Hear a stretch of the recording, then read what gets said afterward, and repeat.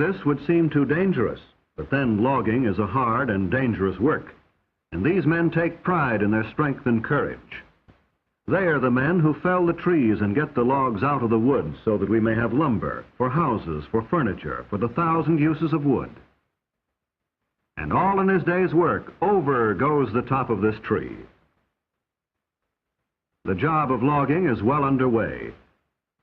Donkey engines are brought up to lift the big logs, haul them around and place them on railroad cars. Heavy cables and huge pulleys are needed to lift logs weighing up to 50 tons. The actual felling of a tree begins with the making of a scaffold for the axemen to stand on as they work. Then they begin their cutting their way into trees that may be as old as our civilization. For the redwood trees of California are probably the oldest of living things. The redwoods that grow along the coast live to be 2,000 years old. They are young at 350 years, they are mature at 1,000 years, and they reach old age at 1,500 years.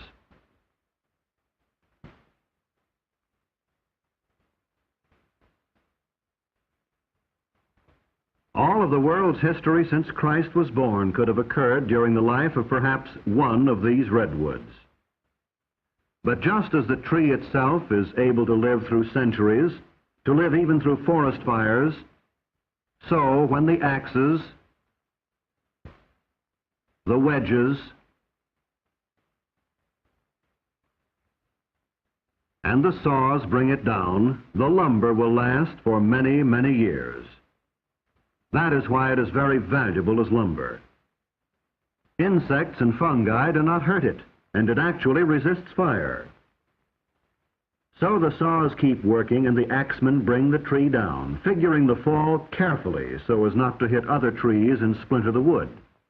When the cutting is finished, the men get away fast from the base of the tree as it falls, for sometimes trees twist or fall in a way not expected. But usually they fall just as the axemen figured, and sometimes the axemen figure very closely, closer than one would imagine.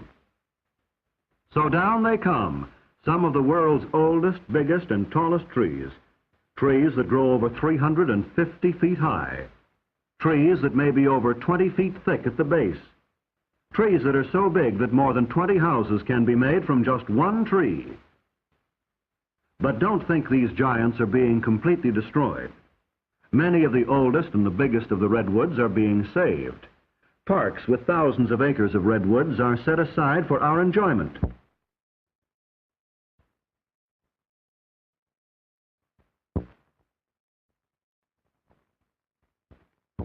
But now the logs are cut to the lengths wanted by the mills and the carpenters and started on their way to becoming boards useful to mankind. But the journey is not quick, simple, or easy. The logs must be snaked out by big tractors and loaded onto heavy trucks, or dragged by the tractors out to the edge of the clearing where they can be picked up and carried overhead toward the railroad. The logs look small as they swing easily through the air. Notice the big tongs like ice tongs that are used in lifting and moving the logs, and the booms that swing the logs onto the flat cars. But with the arrival of the logs at the railroad, a second part of the log's journey to the mill has begun. Trees that were living and growing a few days before are now on their way to be sawn into lumber.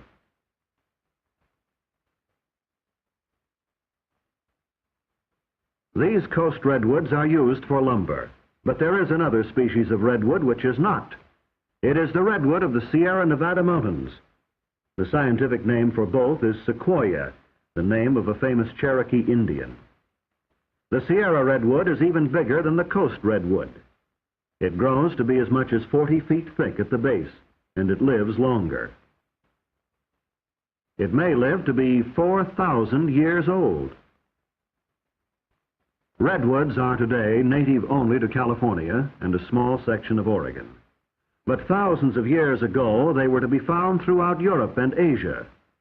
They grew in countries that are now cold but were at one time warm.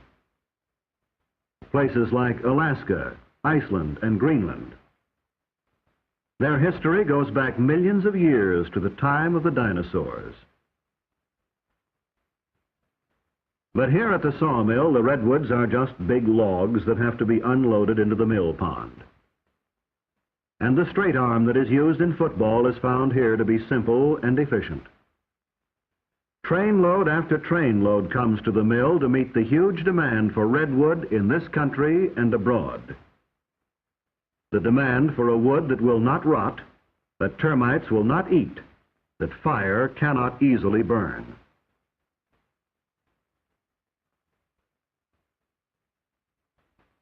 Into the mill pond they go, one huge log after another, each one meeting the demand for a wood with its special advantages. Here are the timbers that won't rot in wet mines, or the railroad ties that won't catch fire when burning cinders fall on them. And here is a mill where the logs are brought from the forest and stored in a mill pond where they can be easily moved.